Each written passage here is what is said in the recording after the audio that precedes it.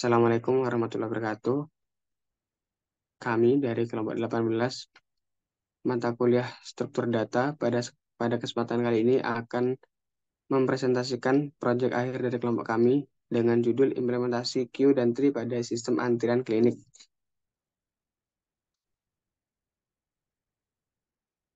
Sebelumnya perkenalkan anggota dari kelompok kami. Yang pertama Danu Suryo Nugroho dengan NIM akhir 3041, lalu Laili Nova Krisna dengan NIM akhir 3048, dan juga saya sendiri Muhammad Khotibul Umam dengan NIM akhir 3069. Untuk deskripsi dari proyek kami adalah program yang kami buat ini merupakan sebuah program untuk antrian pada sebuah klinik. Program yang kami buat ini mengimplementasikan dua struktur data, yaitu struktur data queue dan juga struktur data tree. Struktur data queue sendiri digunakan untuk memanggil antrian, di mana di mana queue sendiri uh, logikanya adalah first in first out, di mana orang yang datang pertama akan dipanggil yang pertama juga. Dan juga untuk tree-nya ada kami buat untuk memperlihatkan poli-polinya dan juga turunan dari poli-poli tersebut. Misal poli poli gigi, ada poli gigi untuk dewasa dan juga untuk poli gigi anak, mengimplementasikan tree di mana ada parent dan child-nya.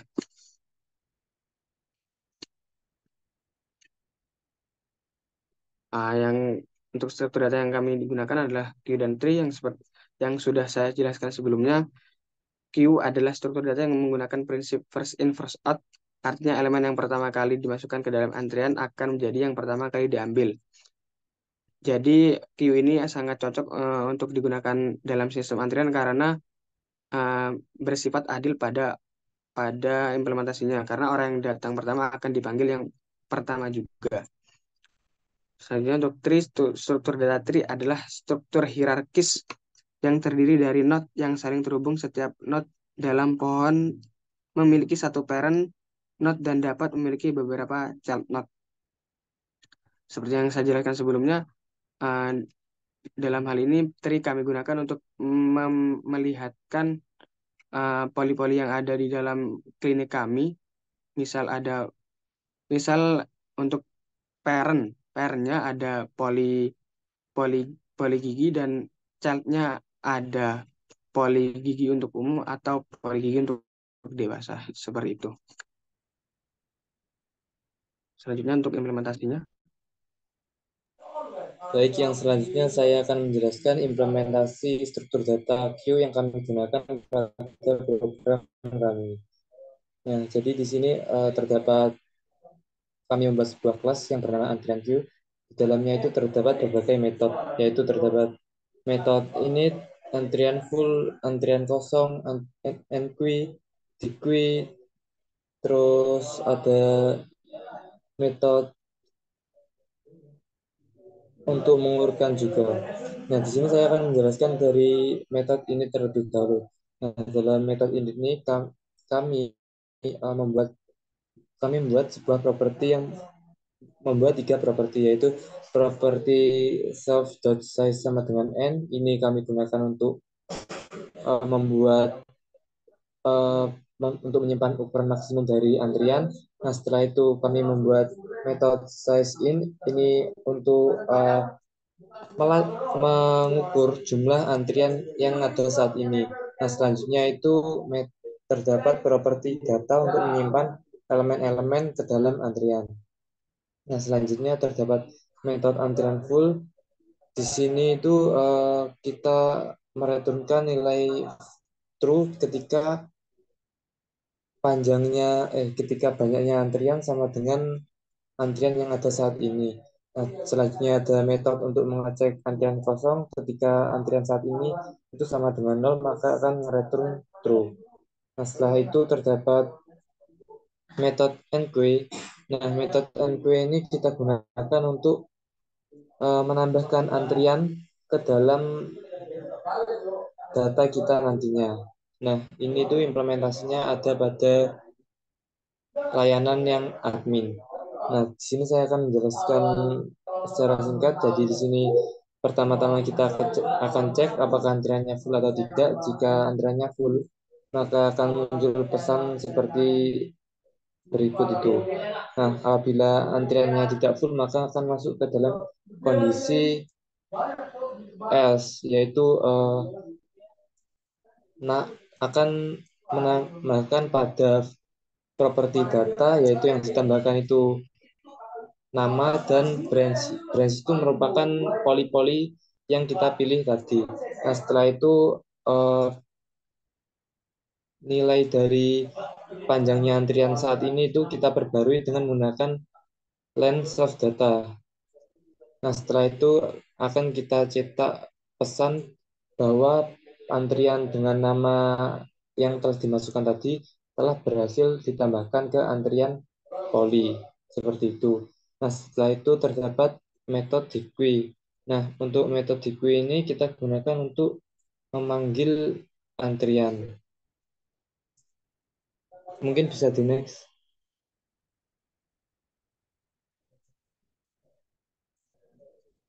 Eh, mundur, mundur, mundur dulu sebentar.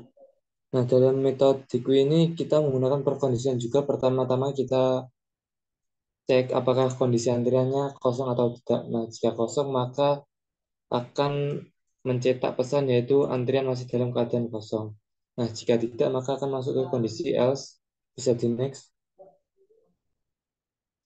Nah, jadi jika antriannya tidak kosong maka kita akan memanggil data yang pertama yaitu dengan menggunakan self data.pop 0 yang berarti itu kita hapus data yang berada pada indeks pertama.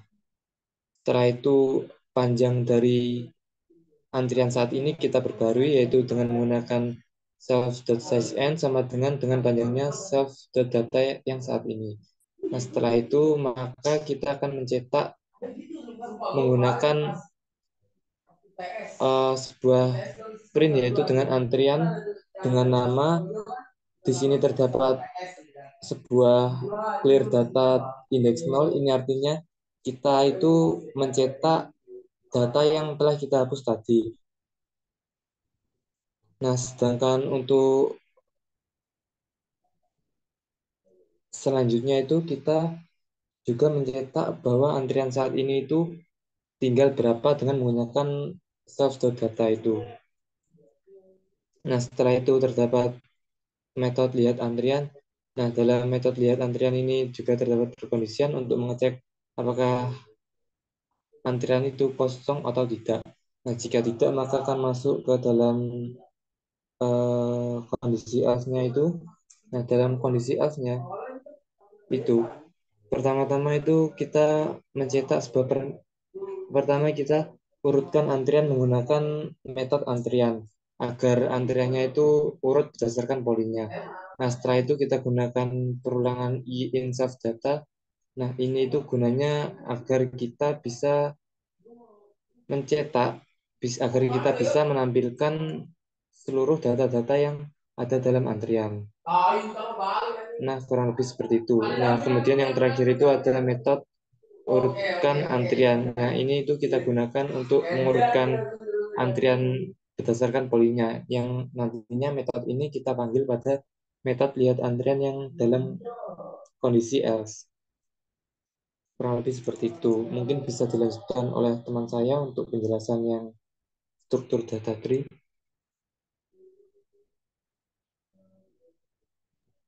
Selanjutnya ini merupakan implementasi struktur data tree pada source code kita, di mana kita membuat dua kelas yang di sini saya jelaskan tentang kelas TreeNode. Nah, kelas TreeNode ini memiliki tiga fungsi, yaitu yang pertama fungsi konstruktor, kemudian yang kedua ada fungsi addChild. Nah, fungsi addChild ini memiliki tiga parameter, yaitu self, self node, dan data yang diinisialisasi dengan none. Nah, fungsi berikutnya untuk baris kode program self.children.append self node ini berfungsi yang ini berfungsi untuk menambahkan anak node pada node utama atau parent node. Apabila datanya itu masih kosong, maka anak node itu yang self.data kurung siku self underscore node.name itu dijadikan apa parent node. Nah, kemudian di bawahnya ada fungsi display tree. Nah, fungsi display tree ini memiliki dua parameter, yaitu self dan level yang diinisialisasi dengan nol. Kemudian di bawah kode program tersebut ada variabel baru yang kita buat, yaitu prefix yang diinisialisasi dengan string kosong dikali level. Nah, fungsi variabel ini itu berfungsi untuk membedakan ya, kalau misalkan kita punya node, ini node pertama, nah node keduanya itu atau anaknya itu berada di bawahnya dan ada jaraknya itu, nggak sejajar. Selanjutnya ada perulangan for.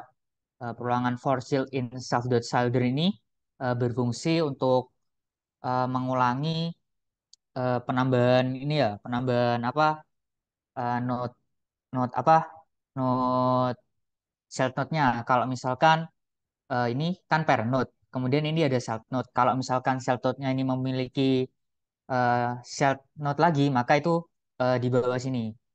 Itu terulang terus sampai eh, tidak ada child node yang bisa ditambahkan. Oke, mungkin bisa dilanjut ke slide berikutnya.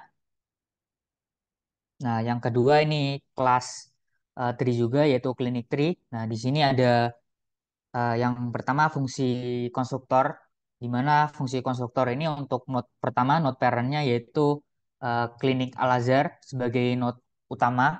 Kemudian ada self.initial branch, ini berfungsi untuk menambahkan anak-anak node-nya. Nah, ini fungsinya menerima satu parameter yaitu self. Nah, pada fungsi initial branch ini kita itu akan menambahkan node-node baru ya. Pertamanya ini kita buat variabel yaitu variabel polygigi. Nah, variabel polygigi ini akan membuat node parent node polygigi. Nah, parent node polygigi ini kemudian akan ditambahkan eh, child-nya atau anak node-nya, yaitu polygigi umum dan polygigi anak. Nah, itu gambarannya mungkin seperti ini ya. Ini node pertama yaitu poligigi, kemudian kita tambahkan node baru yaitu poligigi umum dan poligigi anak.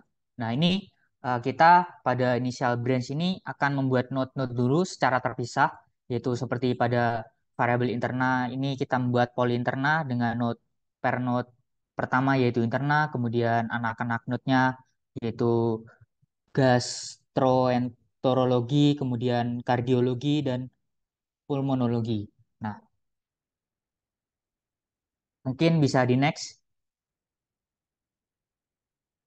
Nah, selanjutnya di sini pada barisan kode ini yaitu berfungsi untuk menggabungkan node-node yang kita buat tadi menggunakan self branch ke node utama yaitu klinik Al-Azhar. Nah, jadi node-node tadi itu digabungkan menjadi satu ya. Jadinya ini klinik Al-Azhar, kemudian ini poli-polinya, misalkan di sini tadi poli gigi umum, terus poli interna, kemudian poli jantung dan paru, kemudian di bawahnya ini ada anak-anak node dari setiap poli yang tadi. Kemudian di sini ada fungsi display clinic tree yang memiliki satu parameter yaitu self. Nah, kemudian di sini di bawahnya ada fungsi untuk mengeprintkan struktur klinik Al-Azhar. Kemudian di sini yaitu self.drawDisplayTree ini berfungsi untuk menampilkan node-node yang kita buat tadi atau tree yang kita buat tadi. Nah, kalau di barisan kode yang atas itu kan cuma membuatnya. Nah, kalau di fungsi DevDisplayClinicTree ini berfungsi untuk menampilkan dari tree-nya tadi. Oke, next.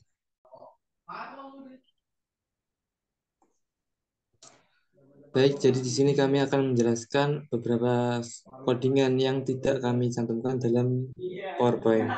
Nah, di sini itu ada kelas catatan pasien.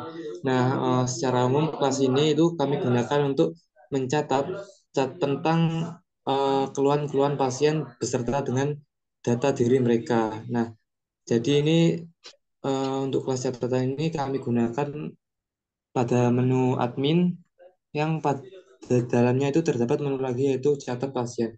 Nah, dalam kelas catatan pasien ini terdapat beberapa metode, yaitu pertama constructor, yang di sini terdapat pet-nya yaitu pet dari database, yang selanjutnya ada metode baca database JSON. Di sini digunakan untuk membaca file JSON kita nantinya. Nah, selanjutnya itu berisikan dengan metode simpan data JSON. Ini kita gunakan untuk menyimpan data-data yang kita inputkan tadi, yang kita inputkan sebelumnya. Nah, setelah itu terdapat metode tambah pasien yang berisikan parameter nama, nomor kakak, NIK, poli, keluhan, dan alamat. Nah, di sini itu pada metode inilah kita akan mendapatkan data-data yang kita perlukan pada pasien dengan menggunakan append. Setelah itu kita panggil metode simpan data JSON untuk menyimpan data-data tersebut. Nah, setelah itu terdapat juga metode cari pasien. Nah, ini itu kita gunakan pada menu keempat yang ada pada admin. Di sini itu kita gunakan untuk mencari riwayat pasien yang pernah berobat di klinik tersebut. Nah, di sini itu kita mencarinya menggunakan nama lengkap pasien. Nah, selanjutnya itu kita buat objek catatan pasien dengan memanggil kelas catatan pasien. Nah, setelah itu saya akan menjelaskan tentang menu customer. Nah, dalam menu customer ini ketika user memilih yang ke satu yaitu menu customer, maka akan masuk ke dalam function menu customer ini dan terdapat beberapa display yang seperti ini yaitu pelayanan klinik Al-Azhar customer. Di sini terdapat dua pilihan yaitu ambil antrian dan keluar. Nah, jika user memilih menu yang pertama yaitu ambil antrian, maka user akan diminta untuk menginputkan nama antrian.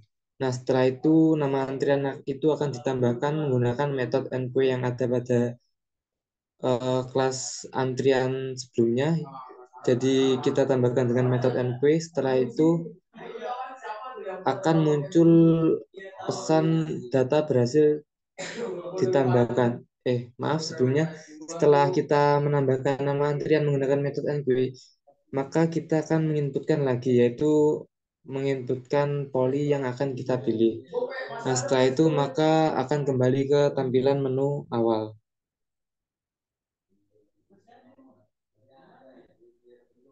Selanjutnya untuk fungsi menu admin. Nah, di dalam menu admin sendiri ada tampilan untuk pelayanan yang apa saja yang ada di dalam klinik Al-Azhar. Untuk bagian admin sebelumnya di atas uh, tulisan pelayanan klinik Al-Azhar tadi itu uh, ada tampilan untuk poli-poli apa saja yang ada di klinik Al-Azhar. Selanjutnya uh, ada menu lihat daftar antrian, panggil antrian, catat informasi pasien, cari riwayat catatan pasien, dan juga keluar menu. Jika pasien memilih angka 1 atau lihat daftar antrian, maka akan muncul antrian pasien yang telah mengambil antrian di menu sebelumnya, yaitu di menu customer. Jika uh, admin jika admin memilih nomor 2 atau panggil antrian, maka akan dipanggil antrian yang paling pertama menggunakan uh, struktur data queue, lebih tepatnya itu the queue. Selanjutnya jika admin memilih nomor 3 atau catat informasi pasien, maka akan masuk ke dalam input pasien untuk menginput data-data apa saja yang dibutuhkan untuk melakukan pelayanan di dalam klinik. Selanjutnya eh, yang nomor 4 yaitu cari riwayat catatan pasien. Jika pasien sebelumnya telah melakukan pemeriksaan di klinik kami, maka riwayatnya akan tampil di menu ini dengan cara kita mencari nama yang digunakan pada saat mendaftar. Misal, masukkan nama yang pasien yang dicari, misal nama yang dicari Danu, maka akan tampil data-data yang diperlukan.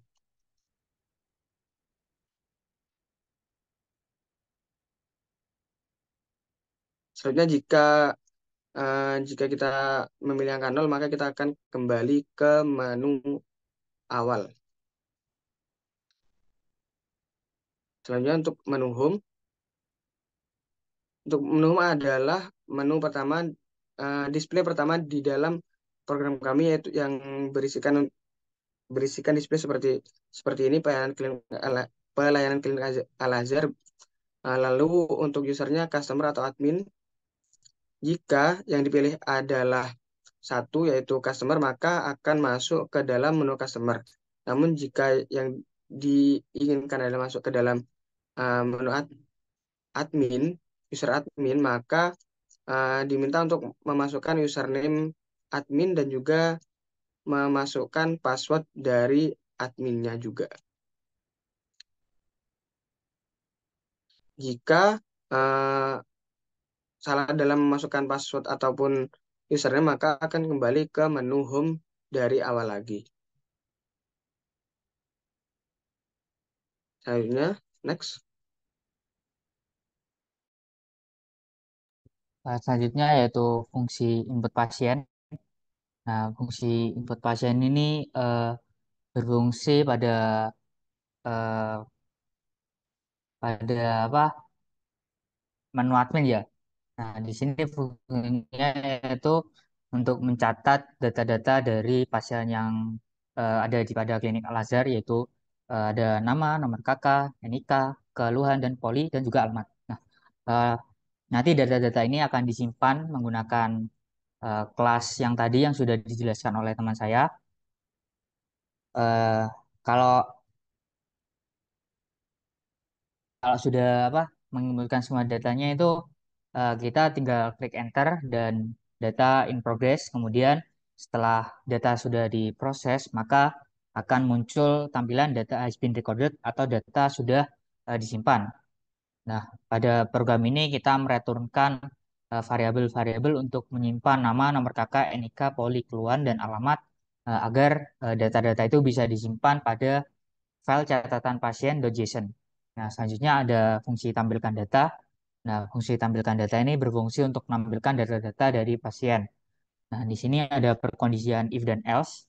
Kalau perkondisian if, ketika catatan pasien ini kosong, maka akan mereturnkan atau mengembalikan nilai print data kosong pada terminal. Kalau eh, datanya tidak kosong, maka akan menampilkan data-data dari pasien di file catatan pasien.json. Nah, mungkin itu saja dari ini penjelasannya. Selanjutnya mungkin langsung didemokan sama Umam.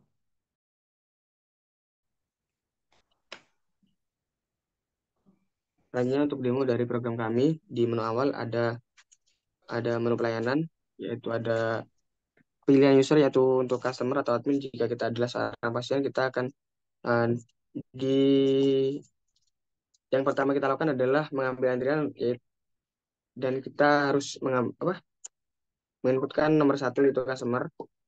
Lalu kita ambil antrian, misal masukkan nama antrian, nama pasiennya, misal Mada, masukkan poli yang dipilih, misal poli paru. Lalu kita ambil antrian lagi, masukkan nama antrian, namanya Dimas, nama pasiennya, poli yang dipilih, misal poli jantung. Maka data tersebut akan masuk ke dalam antrian. Kita keluar saja untuk ke menu admin. Lalu kita ke admin, username-nya saya buat satu, passwordnya juga satu. Lalu ada daftar pelayanan di klinik kami. Yang pertama, kita lihat daftar antriannya. Daftar antrian yang tadi saya buat. Ini benar ya. Jadi yang pertama adalah, yang saya masukkan tadi, yang pertama adalah Mada, yang akan ke poli paru, dan juga Dimas yang ke poli jantung. Dengan total antrian ya, saat ini adalah dua. Lalu kita panggil saja, kita coba panggil antriannya. Nah, maka yang pertama dipanggil adalah yang pertama mendaftar yaitu Mada, yang ke Paru, dan juga antrian setelah saya adalah Dimas ke Jantung. Lalu setelah kita panggil, kita catat informasi dari pasien jika sebelumnya pasien belum pernah melakukan pemeriksaan atau eh, mendapatkan pelayanan di klinik kami. Kita catat informasi pasiennya, masukkan nama lengkap dari Mada, misal namanya eh, Ma Adi Mada, nomor kartu keluarga kita buat acak saja, surat 34 itu, nomor NIK-nya juga, catatan keluhan pasien, tadi kemarin itu paru, misal batuk, yang dituju paru. Alamatnya Jember, maka data akan terekam dan masuk ke dalam riwayat pasien. Kita coba cari saja. Terus kan nama yang ingin dicari Mada. Maaf, mungkin saya ada salah. Kita coba cari lagi.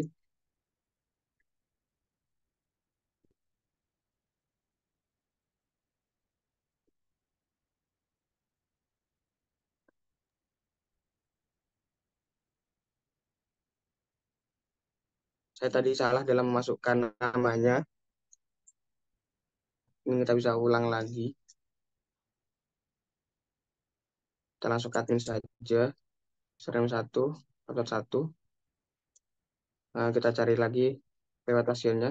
Nama pasien yang tadi saya masukkan adalah Adi Mada. Nah, tadi data yang telah saya masukkan akan muncul di sini sesuai dengan yang saya masukkan tadi.